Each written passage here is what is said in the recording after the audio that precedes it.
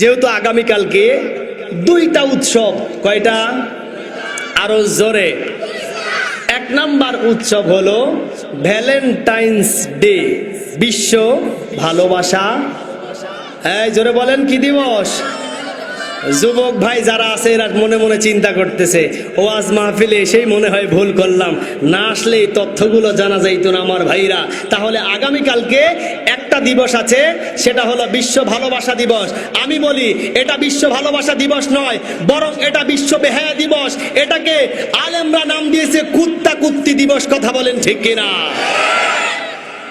এই আলোচনা চলবে, আপনাদের সাউন্ড যতক্ষণ আছে আলোচনা ততক্ষণ চলবে ইনশাআল্লাহ। আর দ্বিতীয় নাম্বার হলো শবে বরাত। দ্বিতীয় নাম্বার কি? আলোচনা করব ধারাবাহিকভাবে, একের পরে এক, মনোযোগ সহকারে শ্রবণ করবেন। মনোযোগ আছে তো ইনশাআল্লাহ? এখানে যারা আমরা আছি তবারকের নিয়তে কে কে আসছে হাত তোলেন। চাচা একজন, যাক তাও একজন তো আসছে না। আমার চাচা আবেগে হাত তুলছে, ঠিক কিনা বলেন? লিল্লাহে তাকবীর, নারায়ে তাকবীর। কোরআন সুন্নাহর আলো সংসদে জালো, তোমার নেতা আমার নেতা, নারায়ে তাকবীর। এই সাউন্ড রাখবেন ইনশাআল্লাহ। তাহলে আমরা কেউ কোনো খাবার দাবারের নিয়তে আসি নাই, আমরা কোরআনের আলোচনা শুনতে এসেছি। সুতরাং এখানে আউল ফাউল কথা বলে সময় নষ্ট করা যাবে না। এখান থেকে এমন কিছু শিক্ষা আপনাদেরকে নিয়ে যেতে হবে যেটা বক্তা শ্রোতা উভয়ের জন্য, দুনিয়া এবং আখিরাতে যেন কল্যাণকর হয়। কথা বলেন ঠিক কিনা? কোরআন বলছে, কুল ইন্না সলাতি ওয়া নুসুকি ওয়া মাহইয়ায়া ওয়া মামাতি লিল্লাহি রাব্বিল আলামিন।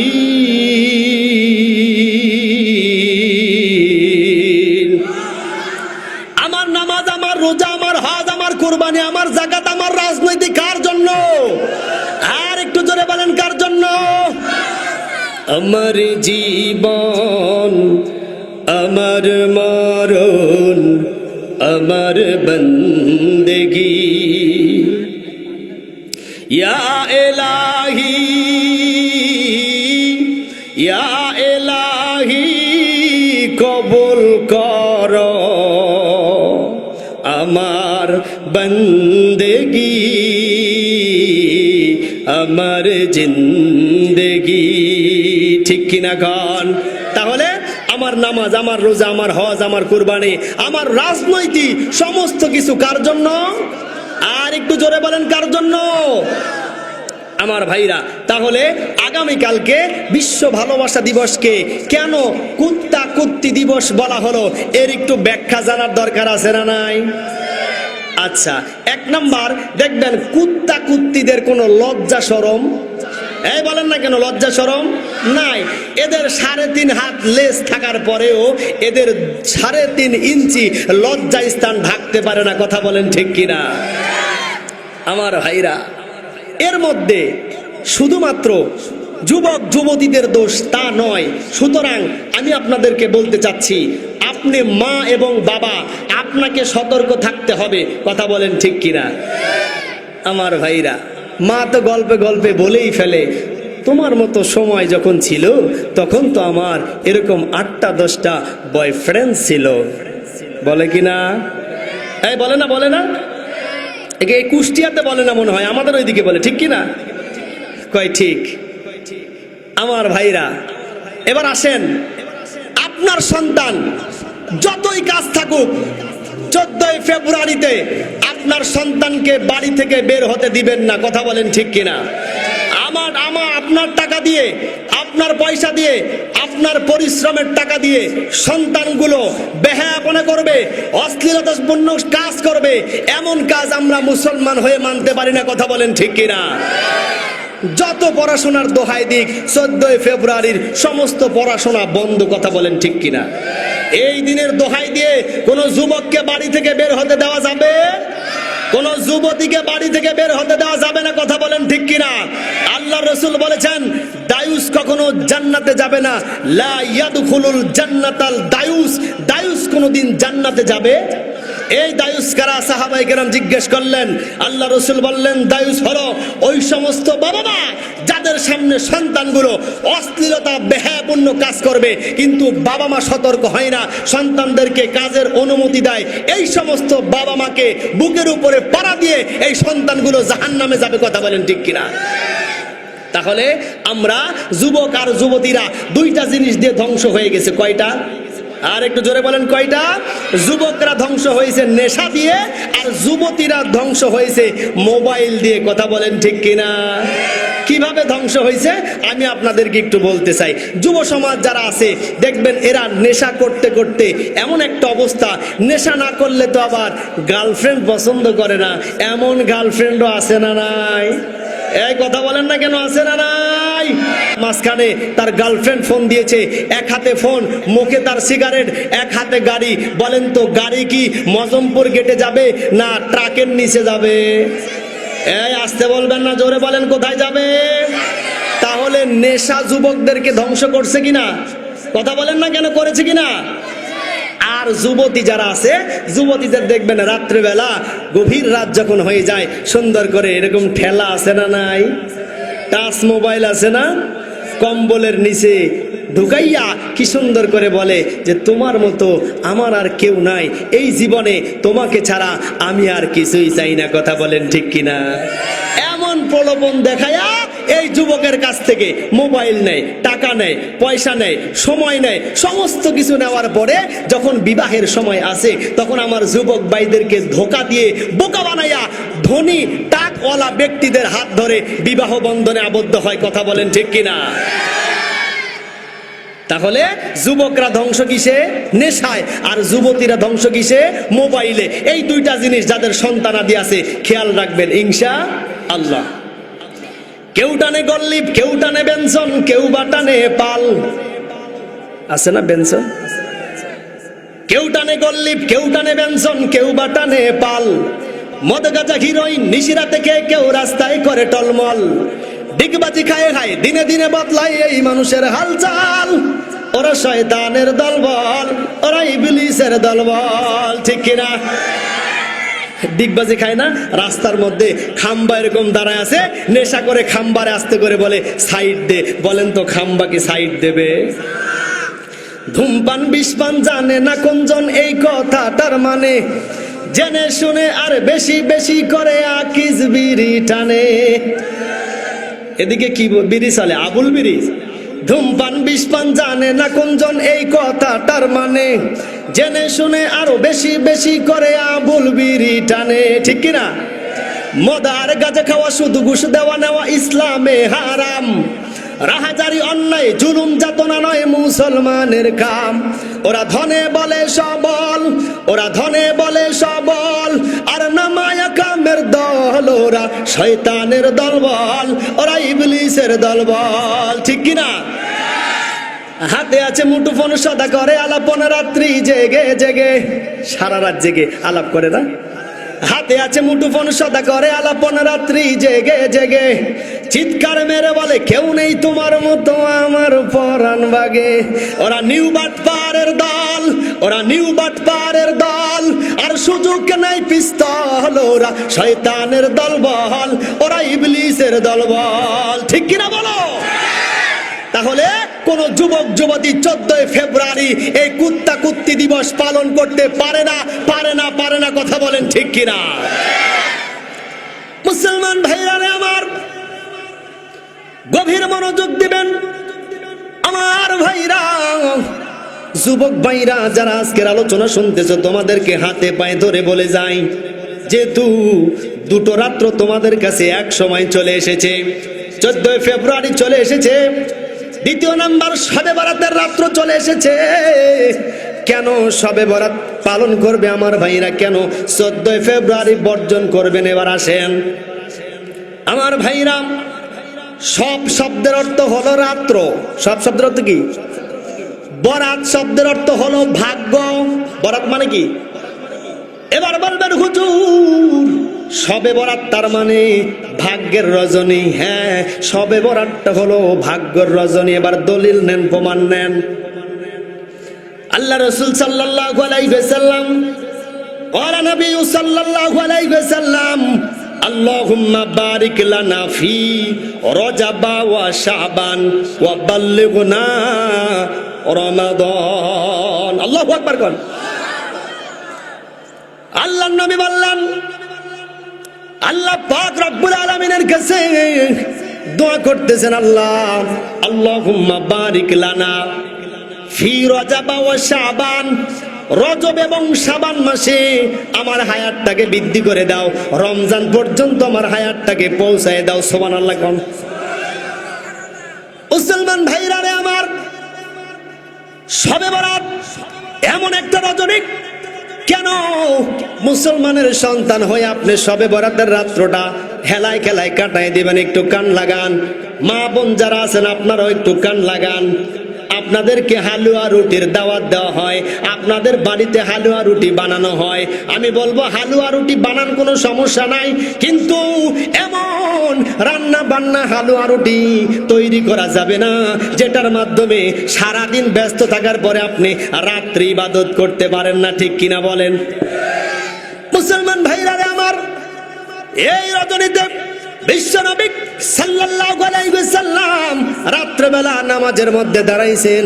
যখন নামাজের মধ্যে দাঁড়ানো হয়ে গেল, নবীজি সিজদার মধ্যে চলে গেলেন। সিজদায় যাওয়ার পরে আম্মা জান আয়েশা সিদ্দিকা রাদিয়াল্লাহু তাআলা আনহা বলেন, আমি নজর করে দেখলাম বিশ্বনবীর পা মোবারক ফুলে গেছে। বলেন তো, উপর হয়ে সিজদায় থাকলে দীর্ঘক্ষণ থাকার পরে হাত পা ফুলবে কিনা? আমার ভাইরা, আম্মা জান আয়েশা সিদ্দিকা বলেন, আমি যখন নবীজির পায়ের মধ্যে হাত দিলাম, এরকম হাত যদি হয়, হাতটা যদি ফুলা থাকে, এখানে টিপ দিলে টিপ বসে যাবে। ঠিক কিনা বলেন? আম্মা জান আয়েশা বলেন, আমি রাহমাতুল লিল আলামিনের পায়ে হাত দেওয়ার সঙ্গে সঙ্গে দেখলাম এত পরিমাণ ফুলে গেছে, আমার আঙ্গুলের টোপ পর্যন্ত বসে গেছে। সুবহানাল্লাহ। কিছুক্ষণ পরে আমার নিদ্রা শুরু হয়ে গেল, ঘুম শুরু হয়ে গেল। আমি নজর করে দেখলাম বিশ্বনবী আমার ডান পাশে শায়িত অবস্থায় ছিল, কিন্তু নাই। আমার মনের মধ্যে টেনশন শুরু হয়ে গেল, এত রাত্রে নবীজি কোথায় বের হয়ে গেছেন, বাড়ি থেকে কোথায় বের হলেন? টেনশন শুরু হয়ে গেল। আমি ঘর থেকে বের হলাম, নজর করে দেখি জান্নাতুল বাকির মধ্যে নবীজি হাত তুলে দোয়া করতেছেন, আর অজর নয়নের চক্ষু দিয়ে দর দর করে পানি ছেড়ে দিয়েছে। সুবহানাল্লাহ কোন। আম্মা জান আয়েশা বলেন, আমি নবীজিকে জিজ্ঞেস করলাম, ইয়া রাসূলুল্লাহ, ইয়া হাবিবাল্লাহ, আজকে রাত্রে আপনি কেন কান্না করতেছেন? কেন আপনার চোখে দিয়ে পানি পড়তেছে? নবীজি বললেন, আয়েশা রে, আজকের রাত্রটা এমন একটা রাত্র, যেই রাত্রে আল্লাহ পাক রব্বুল আলামিন আজকের রাত্রে পৃথিবীর জমিনে সবচাইতে মানুষদের গুনাহ মাফ করে দিবে। সুবহানাল্লাহ কোন। রহমাতাল লিল আলামিন নবী কোরআনে প্রমাণ, উম্মত বিনে কে বুঝিবে আমার মায়ার নবীর শান। কথা বলেন ঠিক কিনা? নবী আমার মদিনারি বুলবুল, আমার আল্লাহ প্রেম করিয়া নামটি দিলেন হাবিবে রাসূল। সেই নবীজিকে ভুল বুঝিলে, সেই নবীজির সুন্নাহ না মানিলে থাকবে না ঈমান। উম্মত বিনে কে বুঝিবে আমার মায়ার নবীর শান। চিৎকার দিয়ে বলেন আল্লাহু আকবার। আমার ভাইরা, এইবার বলেন তো, পৃথিবীর জমিনে আল্লাহর রাসূল বললেন এই রাত্রটা এমন একটা রাত্র, যেই রাত্রে আল্লাহ পাক অসংখ্য মানুষের গুনাহ মাফ করে দেয়। এইবার আপনাদেরকে বলতে চাই, একজন ব্যক্তি হাত তুলে বলেন তো, আমার জীবনে কোনো গুনাহ নাই। হাত তোলেন। কেউ নাই। আমার ভাইরা, তার মানে বোঝা গেল আমাদের প্রত্যেকের গুনাহ আছে, ঠিক কিনা বলেন? এবার কার কার গুনাহ আছে হাত তোলে দেখান, লিল্লাহে তাকবীর। আরো জোরে, এই হাত কেউ নামাবেন না। আমার ভাইরা, যারা যারা হাত তুলেছেন আপনাদের গুনাহ আছে, তাহলে আজকে গুনাহ মাফের টিপস নিয়ে যাবেন তো ইনশাআল্লাহ? বলেন বলেন ইনশাআল্লাহ। হাত নামান দেখি এবার কারা কারা যায় দেখি। আজকে আপনি যদি মোনাজাত না করে চলে যান, আল্লাহি আপনার সন্তানাদি মাহফিলে আসবে, আপনার জন্য দোয়া করবে না। কথা বলেন ঠিক কিনা? আমার ভাইরা, যেটা আপনাদেরকে বুঝাইতে চাচ্ছিলাম, আমার সময় অল্প, অল্প সময়ের মধ্যে আপনাদেরকে কিছু মেসেজ দিতে চাচ্ছি। আমার ভাইরা, যুবক বাজান, যুবক যারা আছে একটু নজর দাও। কেন তোমরা আগামীকালকে শবে বরাত পালন করবে, 14 ফেব্রুয়ারিকে লাথি মারবে, ঠিক কিনা বলেন? মুসলমান ভাইরা রে আমার, হযরত ঈসা নবী আলাইহিস সালাতু সালাম, নাম কি? আরো জোরে। ঈসা নবী আলাইহিস সালাতু সালাম রাস্তা দিয়ে রওনা হয়ে গেল। এমন সময় রাস্তার মধ্যে শ্বেত একটা পাথর দেখতে পাইল। শ্বেত মানে সাদা পাথর। কি পাথর? আরো জোরে, জোর হলো না। সাদা পাথর দেখতে পেল। এত আশ্চর্যজনিত পাথর। ঈসা নবী আলাইহিস সালাতু সালাম পাথর দেখে টেনশিত হয়ে গেল। আল্লাহর জমিনে এত সুন্দর পাথর, এই পাথর যদি এত সুন্দর হয়, যেই আল্লাহ বানাইছে ওই আল্লাহ কত সুন্দর। সুবহানাল্লাহ কর। তুমি কত সুন্দর, কি করে বুঝায় আল্লাহ, কোন ভাষা পাই না খুঁজে, তোমার তুলনা তুমি নিজে। ঠিক কিনা? আল্লাহর তুলনা আর কেউ আছে? সুন্দর পাথর দেখে ঈসা নবী আলাইহিস সালাতু সালামের মনের মধ্যে টেনশন শুরু হয়ে গেল। এত সুন্দর পাথর কোথায় থেকে আসলো? কে এটাকে বানালো? বলেন তো, আশ্চর্য কোন জিনিস দেখলে আমাদের ভালো লাগে না খারাপ লাগে? আরো জোরে, জোর হলো না। ঈসা নবী আলাইহিস সালাতু সালাম চিন্তা করলেন, এত সুন্দর পাথর কোথায় থেকে আসলো? আল্লাহ পাক রব্বুল আলামিন ডাক দিয়ে বলতেছেন, ঈসা রে, তোমার হাতে কি আছে? ঈসা নবী বলে, লাঠি আছে। বলে, ওই পাথরের উপরে লাঠি দিয়ে একটু আঘাত করো। বলেন তো, একটা পাথর, আবার আল্লাহ নির্দেশ দিলেন লাঠি দিয়ে পাথরের উপরে আঘাত করো। টেনশন আরো বাড়ছে না কমছে? ঈসা নবী আলাইহিস সালাতু সালাম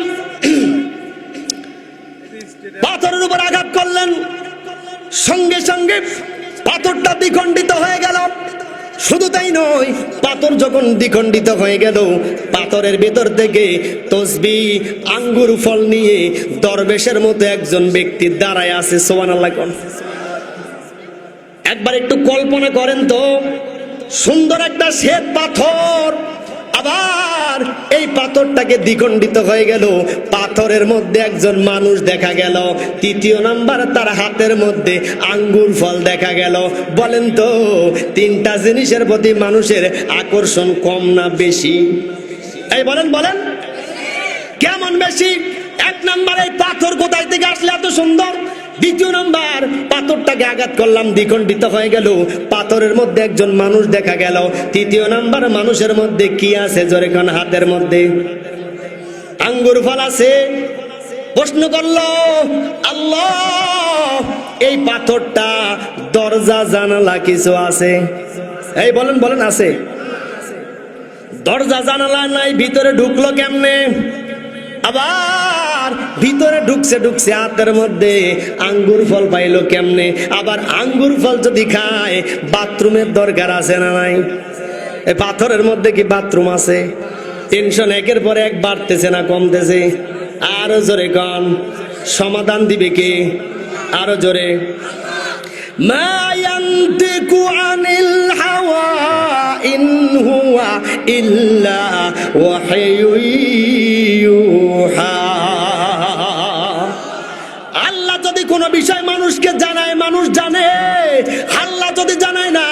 মানুষ জানে? আরো জোরে কন। নবীদেরকে আল্লাহ জানাইলে নবীরা বলেন, যদি আল্লাহ না জানায় জানে না, কারণ গায়েবের মালিক একমাত্র কে? আর জোরে বলেন কে? কোরআন বলছে আলিমুল গায়বি ওয়াশ শাহাদাতি হুয়ার রাহমানুর রহিম।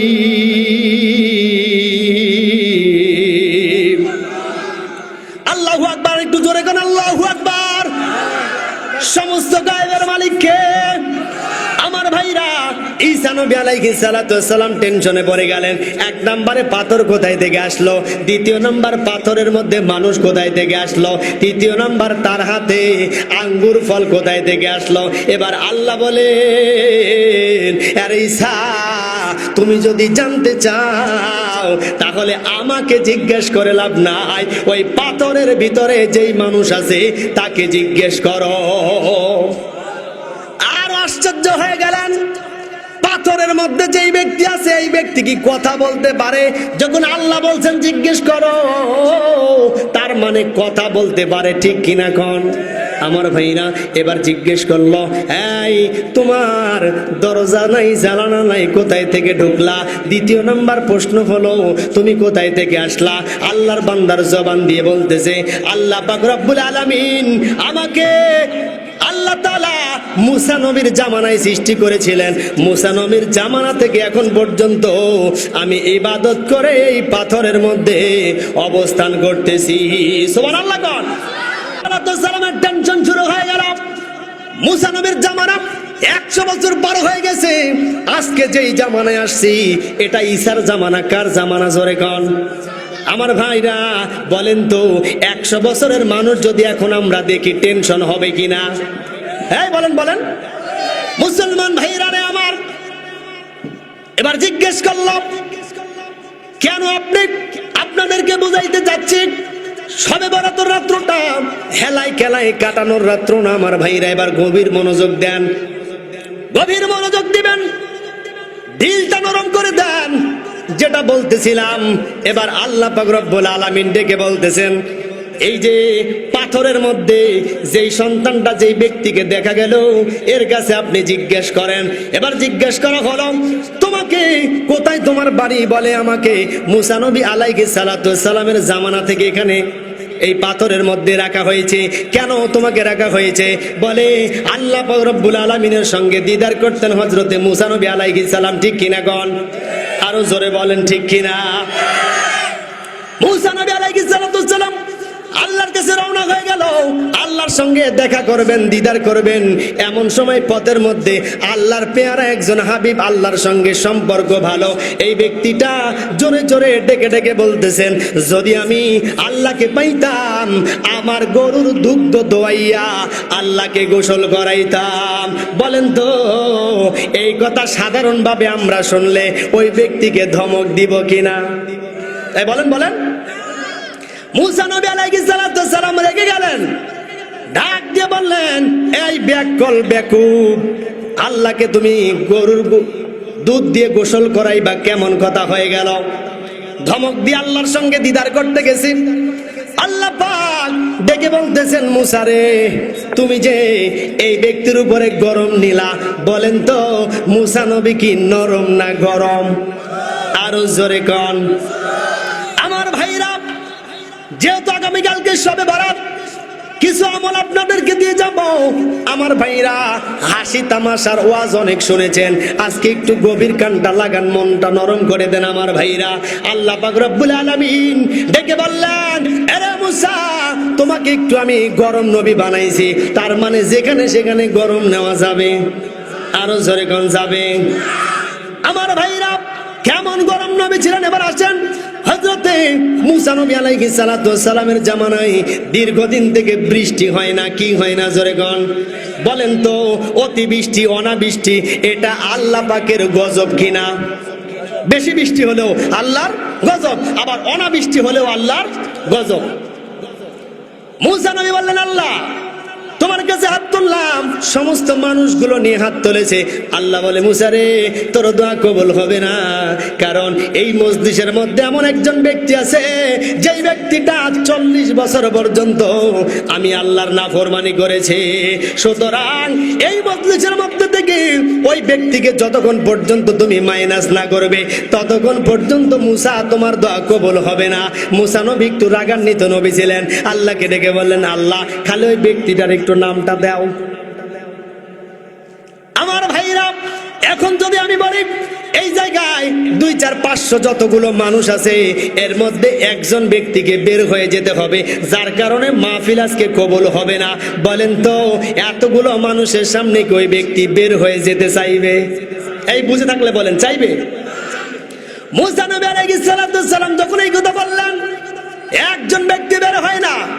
কিন্তু কিছুক্ষণ পরে নজর করে দেখলো অজর আল্লাহ পাকের বৃষ্টি বর্ষণ আরম্ভ হয়ে গেছে। সুবহানাল্লাহ। এবার মুসা নবী আল্লাহকে ডেকে বললেন, আল্লাহ মনে করছিলাম আমার ভিতরে সমস্যা, এখন দেখলাম তোমার ভিতরেও সমস্যা। তুমি বললা যতক্ষণ পর্যন্ত এই ব্যক্তিটাকে এখান থেকে বের করবে না ততক্ষণ পর্যন্ত বৃষ্টি দিব না। এই ব্যক্তি তো বের হয় নাই, বৃষ্টি কেন দিলা? আল্লাহ বলে, মুসা রে, যেই ব্যক্তির কারণে বৃষ্টি দিচ্ছিলাম না, আজকে এখন এই মুহূর্তে ওই ব্যক্তির কারণেই আমি আল্লাহ তাআলা বৃষ্টি দিয়েছি। সুবহানাল্লাহ। কোন আল্লাহ বললেন, আরে মুসা, শুনতে চাও কেন বৃষ্টি দিলাম? কারণ যখন আমি বলেছি 40 বছর নাফরমানি করেছে, এখন আমি আল্লাহ পাক এখান থেকে না বের হলে দিব না। সঙ্গে সঙ্গেই এই ব্যক্তিটা আমার দরবারে এত পরিমাণ তওবা করেছে, আমার মনটা নরম হয়ে গেছে, চোখের পানি নাকের ডগায় আসছে। আমি আল্লাহ তাআলা এই ব্যক্তিটার তওবাটা এতই পছন্দনীয় করেছি, সঙ্গে সঙ্গে আমি আল্লাহ তাআলা তার গুনাহ মাফ করে দিয়েছি। সুবহানাল্লাহ। আমার ভাইরা, 40 বছর নাফরমানি করলে যেই আল্লাহ মাফ করতে পারে ওই আল্লাহ এখন আছে না নাই? এইবার কোন রাতে মাফ করবে? আগামীকালকে একটা রাত আছে, এই রাতের দরকার আছে না নাই? এইবার আসেন আমার ভাইরা, ঈসা নবী আলাইহিস সালাম বললেন, এই ব্যক্তিটা জিজ্ঞেস করলেন, বলে আমি হলাম কোন জামানার মানুষ? এই বলেন না কেন? মুসার জামানার মানুষ। আশ্চর্য হয়ে গেল ঈসা নবী, মুসার জামানার মানুষ এখন পর্যন্ত জীবিত আছে। এবার মনে আছে কিনা আল্লাহকে গরুর দুধ দিয়ে গোসল করাইতে চাইছিল, ধমক দিয়েছেন কোন নবী? আরো জোরে। আল্লাহ বললেন, মুসা রে, তুমি যে আমার আশেক একজনকে ধমক দিলা, তুমি কি আমার কাছ থেকে অনুমতি নিছো? দৌড়াও ওই ব্যক্তির কাছে যে ক্ষমা চাও, মাফ চাও। আমার ভাইরা, আল্লাহ পাকের এই কথা শোনার সঙ্গে সঙ্গে হযরতে মুসা নবী আলাইহিস সালাম এক দৌড় মেরে চলে আসলেন। যখন চলে আসলেন সঙ্গে সঙ্গে এসে দেখে ওই যুবককে আর খুঁজে পাওয়া যায় না, কারণ পাথরের মধ্যে ঢুকাই দিয়েছেন কে? আরো জোরে। কথাটা শোনার সঙ্গে সঙ্গে ঈসা নবী আলাইহিস সালাম আল্লাহর কাছে শুকরিয়া আদায় করে বললেন, আলহামদুলিল্লাহ, ও মাবুদ, মুসা নবীর জামানার পয়গম্বর, মুসা নবীর জামানার মানুষগুলো এত বছর হায়াত পাইছে, এমন কোন কি নবী আছে যেই নবীর উম্মতগুলো এত হায়াত পাবে? যদি এত হায়াত না পায় তাহলে কেমনে তারা এত আমল করবে? আল্লাহ বললেন, সমস্যা নাই, সমস্যা নাই, আমি বিশ্ব নবী রহমাতুল লিল আলামিনকে দুনিয়ার জমিনে প্রেরণ করব। নবীজির উম্মত যারা হবে তাদের জন্য আমি একটা রাত্র দিব, এই রাত্রটার নাম হলো শবে বরাত। এই রাত্রের মধ্যে আমি হাজার হাজার মানুষদেরকে মাফ করে দিব। আমার ভাইরা, এই রাত্রটা এমন একটা রাত্র, আমি অসংখ্য নর নারীদেরকে মাফ করে দিব, আমি অসংখ্য মাদেরকে মাফ করে দিব, আমি অসংখ্য যুবকদেরকে মাফ করে দিব, আমি অসংখ্য যুবতীদেরকে মাফ করে দিব। আমার ভাইরা, বিগত বছরগুলো যেভাবে কাটাইছেন, এই বছর আজকে এখান থেকে নিয়ত করেন। আল্লাহ পাক বলতেছেন, বিশ্বনবীর সর্বশেষ উম্মতগুলো আমি আল্লাহ তাদের মাঝে এমন একটা রাত দিব, এই যে মুসা নবীর জামানার এই ব্যক্তিটা এত বছর ইবাদত করে যেই সওয়াব অর্জন করেছে, আমি শবে বরাত নামে একটা রাত দিব। এই রাতে যদি কোনো ব্যক্তি জায়নামাজে দাঁড়ায়া আমি আল্লাহর সঙ্গে দিদার করতে পারে, কথা বলতে পারে, আমি আল্লাহ পাক রব্বুল আলামিন এই ব্যক্তির আমলনামার সমপরিমাণ সওয়াব আমি আল্লাহ একটা রাত্র আমল করলে তার মাঝে দিয়ে দিব। জোরে কোন সুবহানাল্লাহ। আমার ভাইরা, এইবার যুব সমাজ থেকে শুরু করে মুরব্বী বাবাজেরা যারা আছেন আপনাদেরকে আমি একটু বলতে চাই, তাহলে যেহেতু গুনাহ আমরা প্রত্যেকেই করেছি, আমার ভাইরা পিছনের দিকে তাকাও, পিছনে গুনাহ করেছো, সামনে আর গুনাহ করব না। মসজিদের মুতাল্লি থেকে শুরু করে যত মসজিদের এখানে মুসল্লি আছেন, যদি বাড়িতে ইবাদত করতে সমস্যা হয় মসজিদে যাবেন। যদি মসজিদের মধ্যে কোন রকমের ভয় থাকে তাহলে বারান্দায় মসজিদ আটকায় দিয়ে বারান্দাটা খোলা রাখবেন। যুবক ভাই, মুরব্বী বাবাজিরা, মা বোনরা যারা আমার আলোচনা শুনতেছেন, হালুয়া রুটি বানান কোনো সমস্যা নাই, কিন্তু এই রাত্রে একজন ব্যক্তি আমরা বাদ দিব না আল্লাহর কাছে সাহায্য চাওয়ার জন্য। কারা কারা দুহাত তুলে আল্লাহর কাছে সেজদায় সাহায্য চাইবেন? দুহাত তুলে আল্লাহকে দেখান। নারায়ে তাকবীর। ও মালিক, তাকায় দেখো, জীবনে অনেক গুনাহ করেছি, কেউ 20 বছর, কেউ 50 বছর, কেউ 70 বছর। আয় আল্লাহ, হাত তুলেছি, আগামীকালকে শবে বরাতের রাত্র কেউ আমরা ইবাদত ছাড়া যাব না। ও মালিক, আগামীকালকে পর্যন্ত হায়াত বৃদ্ধি করে দিয়া সমস্ত গুনাহগুলো মাফ করাইয়া মসজিদ থেকে নিষ্পাপ হয়ে বের হওয়ার তৌফিক দিও, বলেন আমিন। আমার ভাইরা, এইবার বলেন তো, আল্লাহর কাছে চাওয়ার জন্য যত মানুষগুলো আমরা এখানে আছি গুনাহ করেছি, তাহলে চাওয়ার দরকার আছে না নাই? এইবার কিভাবে চাইবেন হুজুর? আমরা তো এত দোয়া করি, আল্লাহ কবুল করে না, এমন আছে না নাই? আরো জোরে কন। আমার ভাইরা, এইবার এতক্ষণ তো মিঠা ওয়াজ ভালোই লাগলো, ঠিক আছে, আগামীকালকে ইবাদত করব, কোনো সন্দেহ সমস্যা নাই। এবার একটু কঠিন ওয়াজ আপনাদেরকে দিতে চাই, এটা কি মানতে চান? এই বলেন না কেন, মানতে চান? তাহলে প্রথম নাম্বারে তওবা করতে হবে, দ্বিতীয় নাম্বার চাওয়ার দুইটা সিস্টেম আছে, সিস্টেমটা আপনাদেরকে শিক্ষা দিতে চাই। তার পূর্বেই একটু আলোচনা করতে চাই। বলেন তো, আমাদের রাজনৈতিক জীবনে আদর্শ মানব কার? আল্লাহ পাকের আদর্শ মানব। হ্যাঁ, এতক্ষণ ওয়াজ করার পর বলে জুলাইখা নারী না পুরুষ, এমন মুসলমান আছে না নাই? এই মনোযোগ আছে আপনাদের? মনোযোগ আছে? ঘুমাইছেন কারা কারা হাত তোলেন? কেউ ঘুমায় নাই। ঘুমান নাই কারা কারা হাত তোলেন? লিল্লাহে তাকবীর। আমার ভাইরা, মনোযোগ আছে ইনশাআল্লাহ। তাহলে আল্লাহর কাছে মাপ পাওয়ার জন্য দুইটা সিস্টেম শিক্ষা দিব, রাজি আছি তো ইনশাআল্লাহ?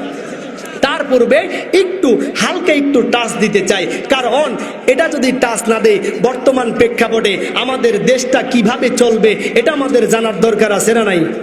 আর একটু জোরে বলেন না কেন, আছে না নাই?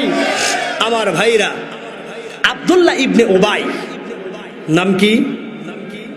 আব্দুল্লাহ ইবনে উবাই ইবনে সালুল নাম বলেছে, সংক্ষিপ্ত নাম মনে রাখবেন, আব্দুল্লাহ ইবনে উবাই মুনাফিকের সর্দার। মুনাফিকের, আরো জোরে বলেন, মুনাফিকের সর্দার। মুনাফিকের সর্দার, তার জীবনী পড়ে দেখলাম তিনি বিশ্বনবীকে, আমরা তো নামাজ পড়ি ত্রিমোহনী মসজিদে, আমরা নামাজ পড়ি আমাদের এলাকায় সভাপতি সেক্রেটারি যে হাফিজ ভাইয়ের মসজিদে, কিন্তু তিনি নামাজ পড়তেন সরাসরি নবীজি সাল্লাল্লাহু আলাইহি ওয়াসাল্লামের পিছনে। সুবহানাল্লাহ কর। আমি চিন্তা করলাম রাসূলের পিছনে নামাজ পড়লেন, এবং একটা হাদিস দেখলাম আল্লাহ রাসূল সাল্লাল্লাহু আলাইহি ওয়াসাল্লাম বললেন, পৃথিবীর জমিনে আল্লাহ পাকের কাছে দুইটা নাম শ্রেষ্ঠ। জোরে বলেন, কয়টা? এক নাম্বার আব্দুল্লাহ, তৃতীয় নাম্বার আব্দুর রহমান। আলহামদুলিল্লাহ, আমার একটা পুত্র সন্তান হয়েছে, 3 বছর বয়স, আমি ওর নাম রেখেছি আব্দুল্লাহ। কি নাম? আচ্ছা, দ্বিতীয় নাম্বার হলো আব্দুর রহমান। আল্লাহর কাছে শ্রেষ্ঠ নাম কয়টা? দুইটা। এই ওয়াজ নবীজির শোনার পরে চলে গেলেন বাড়িতে।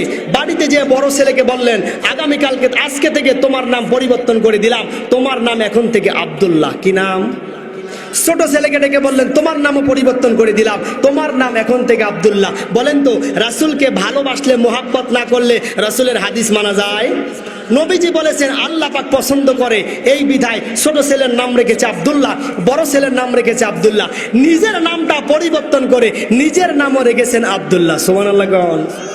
এইবার বলেন তো নবীজিকে কি পরিমাণ ভালোবাসলে রাসূলুল্লাহর এই হাদিস আমল করেছে, ঠিক কিনা বলেন?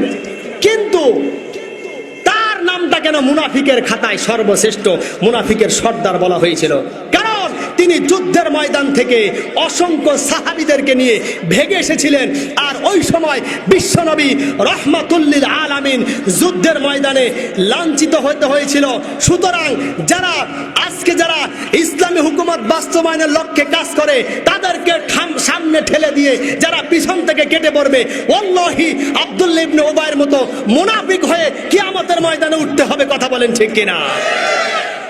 আমার ভাইরা, তার জীবনী পড়ে দেখলাম তার জীবনের মধ্যে একটা জিনিস সব থেকে বেশি, সেটা হলো তার আদর্শ। রাজনৈতিক জীবনের আদর্শ ছিল বিশ্বনবী ছিলেন না, রাজনৈতিক জীবনের আদর্শ ছিল আবু জেহেল। কথা বলেন নাম কি? আরো জোরে কর নাম কি? তাহলে আমাদের রাজনৈতিক জীবনের আদর্শ হবে মুহাম্মদুর রাসূলুল্লাহ। এই জোরে বলেন আমাদের আদর্শের নাম কি? সুতরাং তখন যখন তিনি মারা গেলেন সঙ্গে সঙ্গে তার সন্তানের নাম কি ছিল? আব্দুল্লাহ। আব্দুল্লাহ চলে আসলেন, ইয়া রাসূলুল্লাহ, ইয়া হাবিবাল্লাহ, আমার বাবা মারা গেছে, আমার বাবার দুইটা ওসিয়ত হলো, এক নাম্বার আপনার গায়ের চাদর দিয়ে আমার বাবার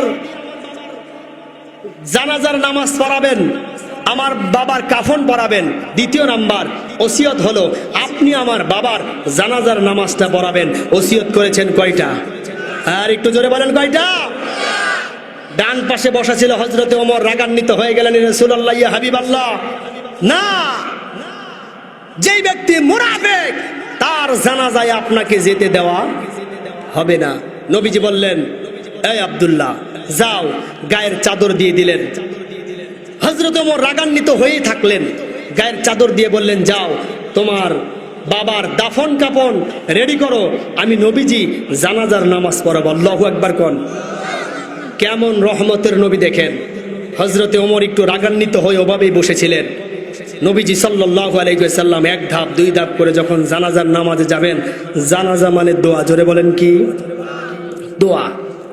যখন জানাজার নামাজ পড়াবেন এমন সময় জিবরিল আমিন আল্লাহ পাকের পক্ষ থেকে ওয়ার্ডার নাজিল করলেন, হে নবী, আপনি যদি 70 বার পর্যন্ত এই মুনাফিকের দোয়া করেন, আল্লাহ পাক ঘোষণা দিয়েছেন কিয়ামত পর্যন্ত এই মুনাফিকের দোয়া, আপনার দোয়া আল্লাহর কাছে পৌঁছাবে না। পড়েন আল্লাহু আকবার।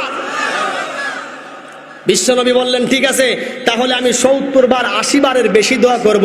জিবরিল আমিন ফেরেশতা আবার বললেন, 80 বার কেন, 80 লক্ষ বার যদি হে নবী আপনি দোয়া করেন, আল্লাহ বলেছেন মুনাফিকের দোয়া কবুল হবে না। কিয়ামত পর্যন্ত এই আব্দুল্লাহ ইবনে উবাইয়ের মতো যারা মুনাফিক হবে, নামাজ পড়বে, রোজা করবে, কিন্তু রাজনৈতিক জীবনে আদর্শ মানবে আবু জেহেল, ওয়াল্লাহি আল্লাহ পাকের শপথ করে বলি, তোমার জন্য শবে বরাত, শবে কদর, লাইলাতুল কদর একটা কেন 1 লক্ষ বার আসলেও দোয়া করলেও তোমার দোয়া আল্লাহর কাছে কবুল হবে না। কথা বলেন ঠিক কিনা? আল্লাহু আকবার, আল্লাহু আকবার।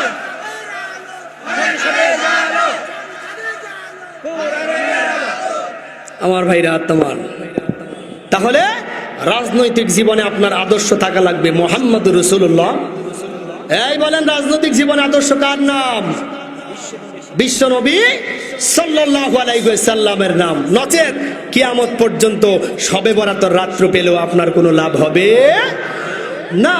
তাহলে আমরা বর্তমান সময়ে এবারের রাজনৈতিক জীবনে কোরআন পার্লামেন্টে যাক, কে কে চান লিল্লাহে তাকবীর বলে হাত তোলেন, লিল্লাহে তাকবীর।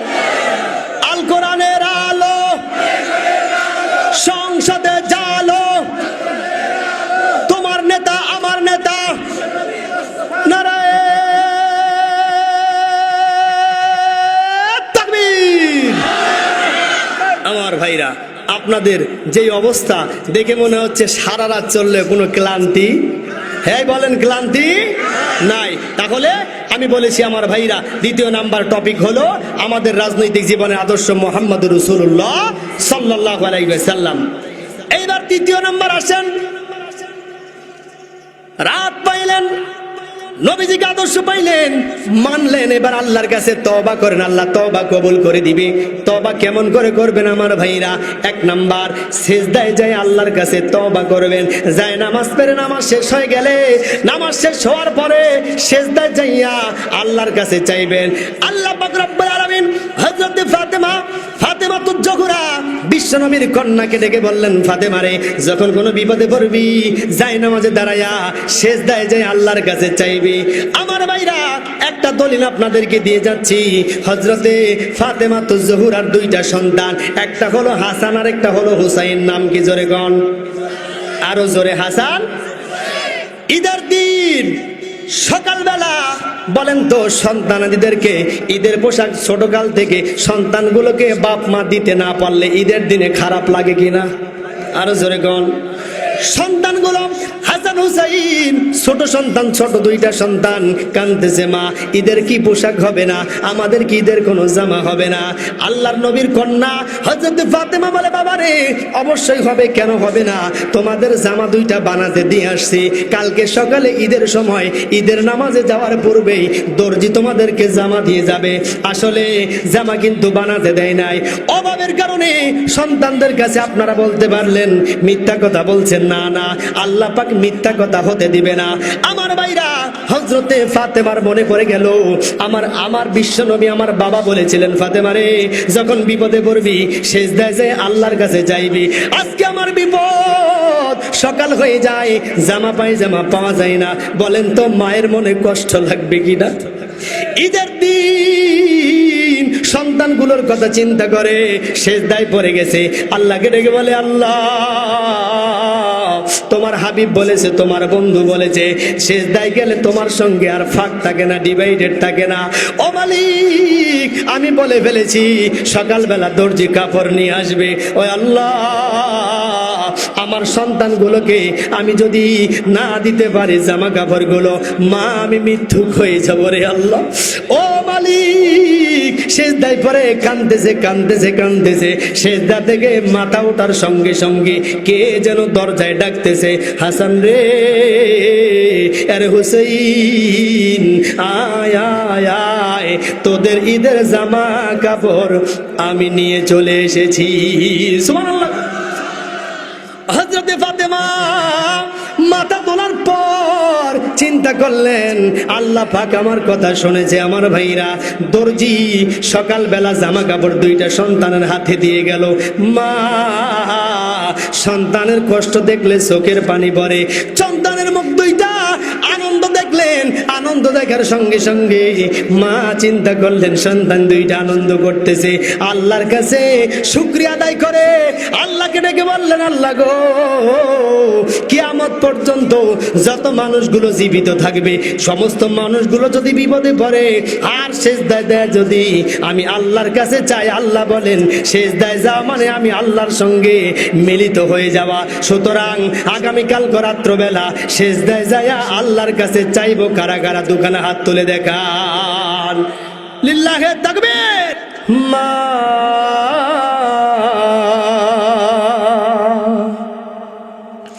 মা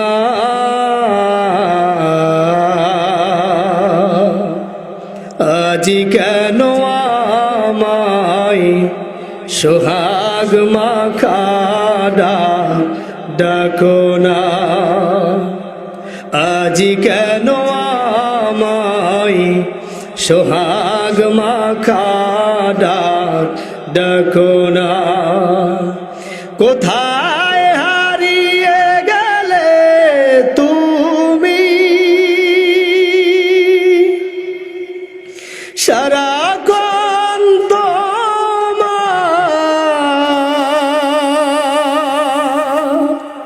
খুঁজি আমি, মা বলে এত ডাকি, মা বলে এত ডাকি, ডাকি শুনতে পাও না, আজি কেন আমার সোহাগ মাখা ডাক ডাকো না মা মা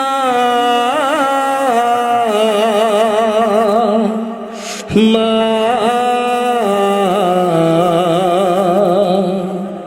মারহাবা কোন টাকা চাও সম্মান চাও অর্থ চাও সম্পদ চাও এই মার কদমে সেজদা দাও মা যদি তোমার জন্য দোয়া করে আল্লাহর আরশে আজিম পর্যন্ত সেকেন্ডের মধ্যে পৌঁছায় যাবে কথা বলেন ঠিক কিনা আর তুমি এই মা বাবাকে বাদ রেখে বাবার দরবারে তাজা গরু নিয়ে যায় এমন ব্যক্তি এই সমাজে আছে না নাই কথা বলেন না কেন আছে না নাই শীতের রাত্র মাকে একটা কমলা একটা বেদনা কিনে মার কাছে দোয়া চান মা আপনার জন্য দোয়া করলে আপনার টাকার দরকার সম্মানের দরকার সম্পদের দরকার আল্লাহ পাক ব্যবস্থা করে দিবে সুবহানাল্লাহ বলেন